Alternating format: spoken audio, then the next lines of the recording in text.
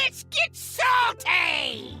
Everyone, Zeddy here again with yet another Lost City of Un'Goro card review, and we have the final Warlock cards. We actually have the final neutral legendary just dropped. I have no idea why they waited till now, and even looking at the card, still have no idea why they waited to now, but we're gonna review all these cards. You wanna win these cards? We are giving away 2 regular pre-orders, 2 mega bundles out of my pocket. To enter that giveaway, like and comment in the video, link down description below, the one with that thumbnail over there. Be subscribed to the channel. Every 1,000 subs we get, and we're getting really darn close to the next 1,000.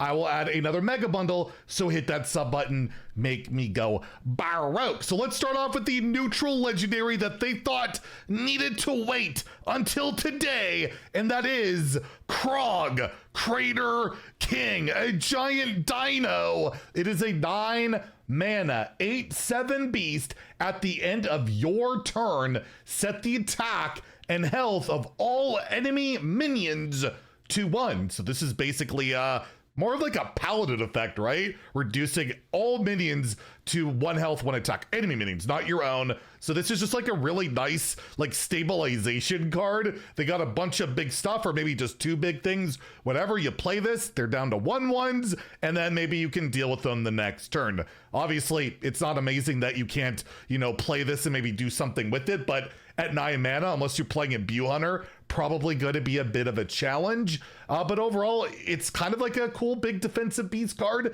We've never really seen a neutral effect like this, I think, ever before, where you could just like basically humility both the attack and health on a minion. Playing like, yeah, a neutral card is almost, I guess the closest thing we've had is like the 6 mana origami card, right? You could swap the health and stats or whatever, so it's like a 1/1, but overall, I don't know what deck wants this.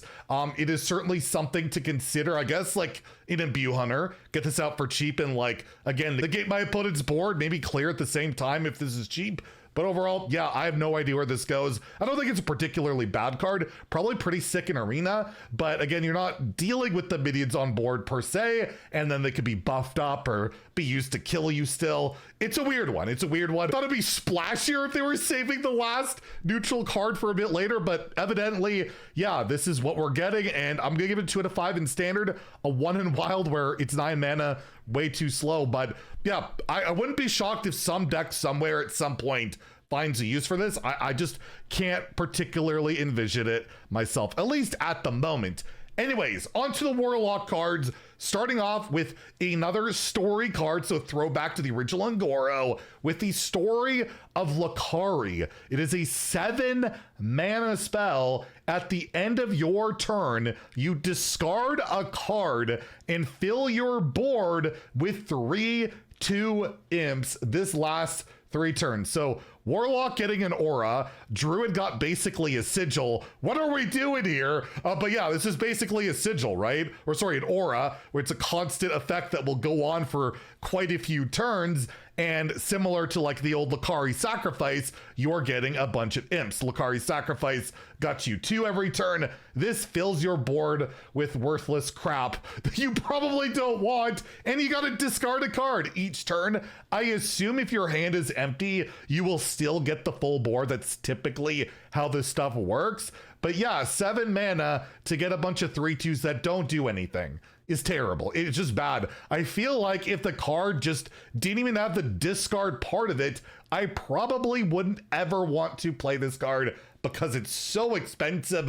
And I know one of the issues I used to have when I tried decks that had those imp portals and all that is the 3/2s don't defend yourself. They could kind of restrict you on the board. It could just be awkward. And yeah, you get a full board wave every single turn. That's a lot of stats, don't get me wrong. You're getting 21 attack and 14 health every single turn for 3 turns. It just, I feel like it's not impactful enough at that mana cost. And, you know, against the aggressive decks, the game's already decided. Against the slower decks, they probably can board clear you or gain health or ignore it, or I don't know. I'm just not sold on it being a card I want to play on my deck. I won't give it like an irredeemable mark of 1, but I don't think this is a ladder card. So in Standard, it gets a 2, and obviously in Wild, like there is absolutely no chance. We could play Sargeras with Symphony of Sins on like turn 5 right now, and that's not good enough there. I just can't see it, so we'll give it a 1 in that format. But I mean, it's a great throwback, don't get me wrong. I just don't see it being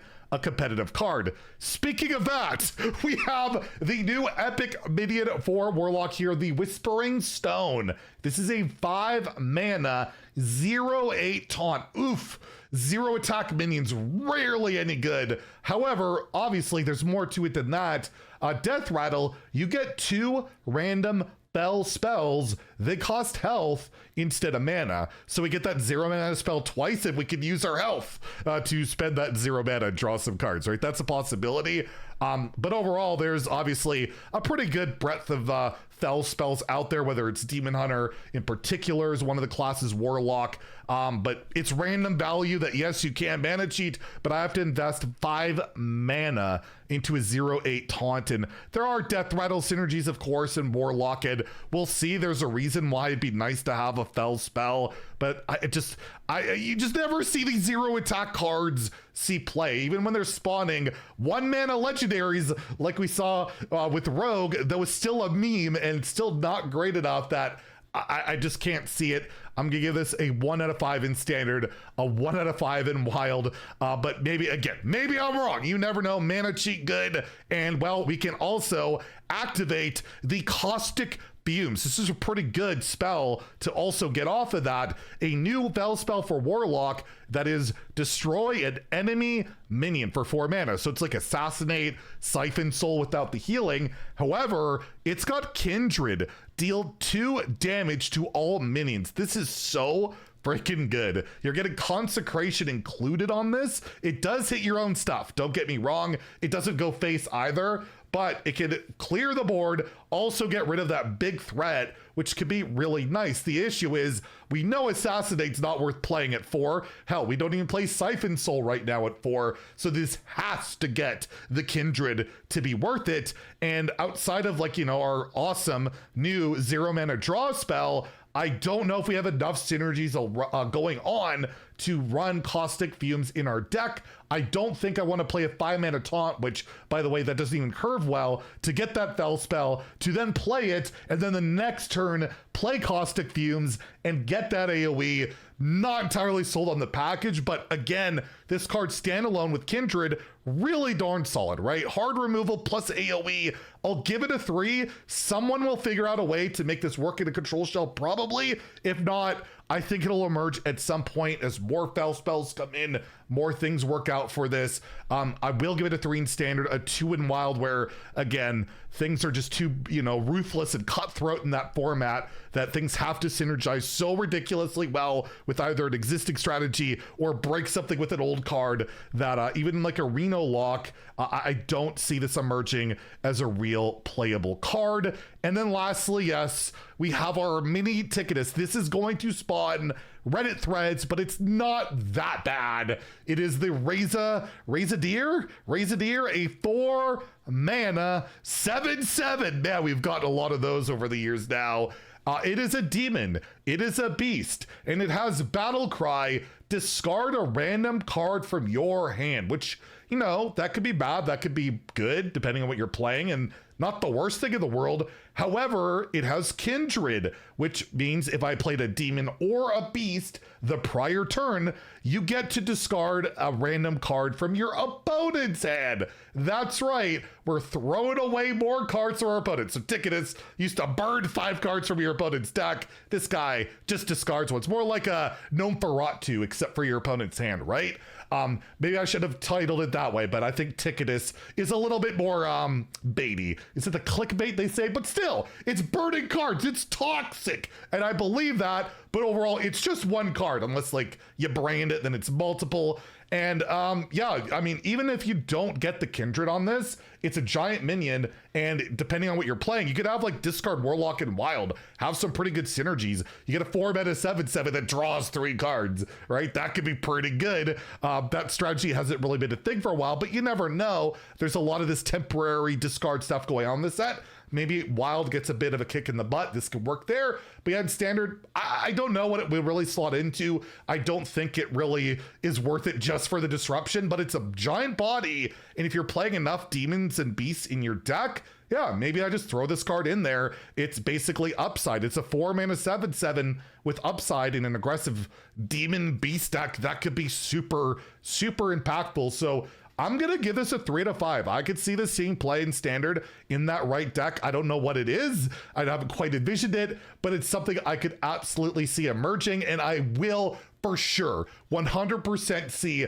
Reddit threads about this card being, you know, nerf this card. It's not fun to get my cards milled, but your opponent, they're having fun milling you. That's the whole, it's the whole try back and forth you try and figure out, I'm sure, in game design. Even in Wild, I'll give it a 3-2. You just never know. Disruption is valuable, so valuable in any format, particularly Wild. And again, discard Warlock has been a thing multiple times there, and this could absolutely slot into that strategy as well. And I feel bad for the Mark, the Ulticods of the world, because they're going to be holding like 7 cards. They're all combo cards. They're about to do their thing, and then this bastard comes down and throws it away and triggers them. So hopefully they'll be dodging Razadir along with all the other disruption cards in the near future. So yeah, that's all the cards today, although I think we have a very late reveal again tonight for Hunter cards, and there'll be one early tomorrow too. So very late night, early morning reviews,